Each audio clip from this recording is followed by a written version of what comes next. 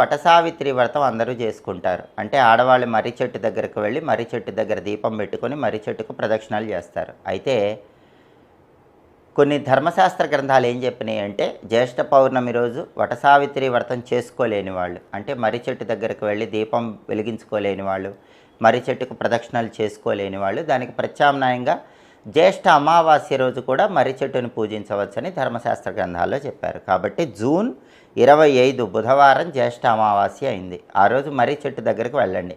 ఆడవాళ్ళు మర్రి చెట్టు దగ్గర పసుపు కుంకుమ గంధం వేసి మర్రి చెట్టు దగ్గర కొన్ని పుష్పాలు ఉంచి అక్కడ దీపం పెట్టి ప్రదక్షిణాలు చేసుకోండి.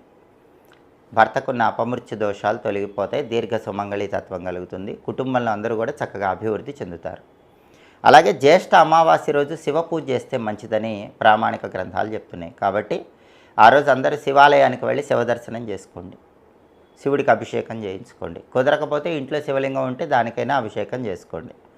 అలాగే జ్యేష్ఠ అమావాస్య రోజు కొన్ని దానాలు ఇస్తే మంచిది. ధాన్యం దానం ఇస్తే మంచిది, వస్త్రాలు దానం ఇస్తే మంచిది, పుస్తకాలు దానం ఇస్తే మంచిది. వీటిలో ఏదైనా దానం ఇవ్వండి. అలాగే శనికి తైలాభిషేకం చేయించుకున్న చాలా మంచిది. జాతక శని దోషాలు ఉన్నవాళ్ళు నవగ్రహ ఆలయానికి వెళ్ళి శని భగవానుడికి నువ్వుల నూనెతో అభిషేకం చేయించుకోండి. అలాగే జ్యేష్ఠ అమావాస్య పుణ్యనది స్నానం చేస్తే చాలా మంచిది. ఏదైనా నదిలో స్నానం చేయండి. కుదరకపోతే నదీ జలం ఇంట్లో ఉంటే ఆ నదీ జలం నీళ్ళలో కలుపుకొని ఆ నీళ్ళతో స్నానం చేయండి. అదేవిధంగా సూర్యుడికి అర్ఘ్యం ఇవ్వాలి.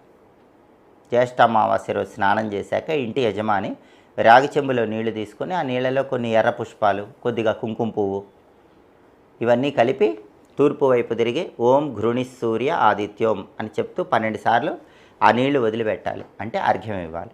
తూర్పు వైపు ఏదైనా మొక్కలో ఆ నీళ్లు వదిలిపెట్టచ్చు. సూర్యుడికి అర్ఘ్యం ఇస్తే మంచిది.